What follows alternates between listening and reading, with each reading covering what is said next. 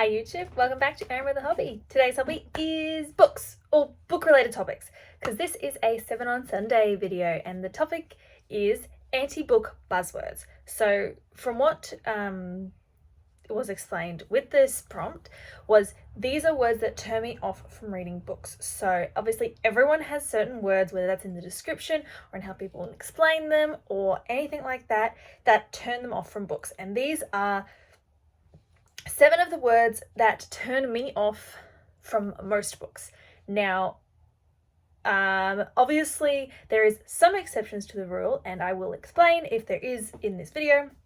But if you don't know what 7 on Sunday is, it is a weekly discussion video topic thing that is run by G Swizzle Books, who is a Aussie booktuber here on YouTube. I'll include a link to her channel down below. Definitely go check her out. Her videos are amazing. I love them. They're always so entertaining. But yeah, so she came up with this topic and I found it really interesting because we talk a lot about like our favorite tropes or our favorite like descriptors of words, which I think she did do one of those, but I can't remember and I haven't done it myself.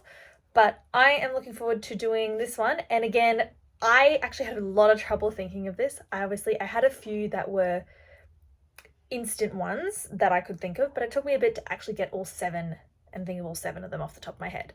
But yes, if I'm looking over to the side, this is where I've written my list of the top of the 7 words or descriptions sort of thing that turned me off of a book, of wanting to pick it up. Now, with some of these, I do have examples of books that I will not read because they are described in a certain way. Some of them I wasn't able to find any, but if you obviously know any that are described in this way, leave them in the comments down below. Or if you know any that are different that you think I might like, also leave them. But the first one is toxic relationships. Now, when I say toxic relationships, I mean more contemporary ways, because obviously in a fantasy there are the possessive phase. Well, even in that, I'm not particularly the biggest fan of those things like possessive boyfriends, stalkers, all sorts of different toxic, like gaslighting. I can't even think of all of them, but anything that's sort of like that in a book, I am not the biggest fan of. And if there is in the description that the boyfriend won't let the person leave, threatening family members, like it just sort of turns me off. If it's woven in the story, then sometimes, like if it's not actually explicitly named, then generally I'm okay with it, but it's not the nicest thing to read about, obviously. So a lot of those books, I think things like Colleen Hoover, I'm not the biggest fan of because a lot of her books have toxic relationships in them. So that's sort of one of the examples for that.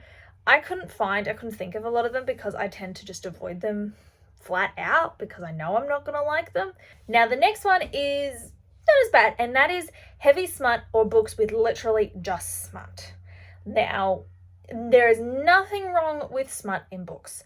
I don't mind a nice sex scene every now and then, but if it's really, really heavy smut, it's just, I don't particularly like it. Like, I don't mind it, but if the whole book is literally just smut, it just turns me off. If I know there's going to be heavy sex scenes or really explicit sex scenes in there, it kind of turns me off. Like, I don't really want that in my book series. Like, if it's there, then that's fine. But if it's like heavy and explicit and really, really obvious that it's there, they're not my biggest thing. So one example of that is the Twisted Love series by Anna Huang. If I said that right. I know, like, I only had a bit of a read. I think this also kind of links in with the toxic relationships. From what I understand of the books is they're not always the best initial relationships, and then they're also very heavy on the smut. So it's not my interest really. Like, it might change as I get older, but at this stage I just prefer things standard. Now, this might be a bit odd, but one thing that turns me off from books is contemporary romance. Now, there is exceptions for this, especially for authors that I know I love. So most of the time, I don't like just plain contemporary romances. It bores me. Like, I don't want to be reading about stuff that's happening in this world. Like, if I wanted that, I would watch a rom-com movie.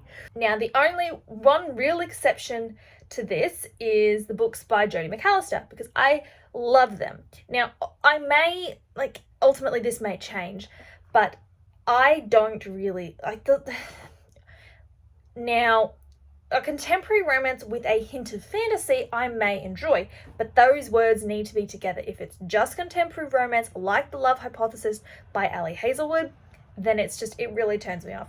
There are other reasons I don't want to read The Love Hypothesis, but one of the main things that's turned me off from is that it's got contemporary romance as like the genre words.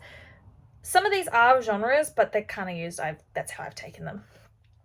But yeah, I do have some, but most of the contemporary romances I have are either historical contemporary romances, which are more historical fiction ones, or they have some sprinkle of fantasy, even if it is just the most minuscule amount. Otherwise, it's just like, what's the point? I could go out and people watch if I was that desperate for that. Like, I like my fantasy, especially a fantasy romance. Now, another thing that will turn me off is horror/jump scares, because obviously it's hard to do jump scares in a book, but they do happen. And I don't particularly like if there's horror. Obviously, they kind of can't tell you that there's going to be jump scares because otherwise it ruins it. But the horror genre in general, so anything by Stephen King is just, it turns me off. I don't like it. Although I do like true crime, but they're different genres. So yeah, the horror, it's just sort of basic. I don't like scary things. Yes, obviously some fantasies are scary, but that's just because of the style of movies and books that they are. I just don't like horror. Like, I don't like horror movies. I don't like horror books. They creep me out, and I just don't like reading them. The next one that will turn me off is if there's something regarding sport. Now, I don't like sport, really. The only sport I like is dancing and swimming. Maybe ice skating. But they're the types of sports I like. They're sort of more fun, free, that sort of thing. But if the book is based on sport, it kind of turns me off because I don't know enough about sport to be that invested in it. Yes, I know there's some books about it or with sport involved in it that they're just like, you don't need to know anything about the sport, but it turns me off. Like, I know there's books about hockey. I know there's books about football, that sort of thing. If the character's into sport, that's different. But if sport is a central focus of the book, then I just don't have any interest in reading something about that when I myself just don't have any interest in sport. And that's the same with manga. Like, I don't like the manga about tennis or about soccer or about basketball or about boxing. None of that interests me. So I'm just not going to pick those sort of books up. Something that ties in with that as well, that I also don't have much interest in or much knowledge in, is cooking. Now, there are quite a few books recently that have been cooking focused. For one example, actually it's a few years ago now, I think, was With the Fire on High by Elizabeth Acevedo. Sorry if I said that wrong. But it's based on cooking, and one of the characters is really into cooking. Now, a lot of the time, those are contemporary books, and generally contemporary romance. So again, the contemporary romance, not liking as much, but then also cooking. I don't hate cooking because I need to eat, but I also don't love cooking, and I don't know enough about some of the recipes that they would be making that I would find any interest in reading about them. I know some people really enjoy it and really like it makes them hungry reading about these things that they're making. To me, it just seems like, well, I don't know what they're cooking anyway. I can't picture it in my head. I'm not going to want to read it, and I'm not going to want to experience that story. So if it's got cooking as a heavy focus, I tend to avoid them, even if they're very nice stories. Now, the last one, I do want to preface this, I don't hate having this in a book. It's when it's the sole focus, and that is mental health. This is any mental health. So I don't hate having a mental health representation in books. I'm not saying that. So I love the anxiety representation that comes in books. I love the autism diagnosis that are sometimes shown in characters, that sort of thing. I don't hate that. What will turn me off from a book is when it is the sole focus, such as when a character is working through a new diagnosis, or when a character is learning about a diagnosis that is impacting their family, that sort of thing. If it's there, that I don't mind. It's when it's the sole focus is on the mental health area or psychology or any of those sort of things. It just turns me off, because one, I deal with most of this in my everyday life and in my work life, so I don't really want to be reading about it when reading is an escape for me. So I don't really want to be involved having that in my reading.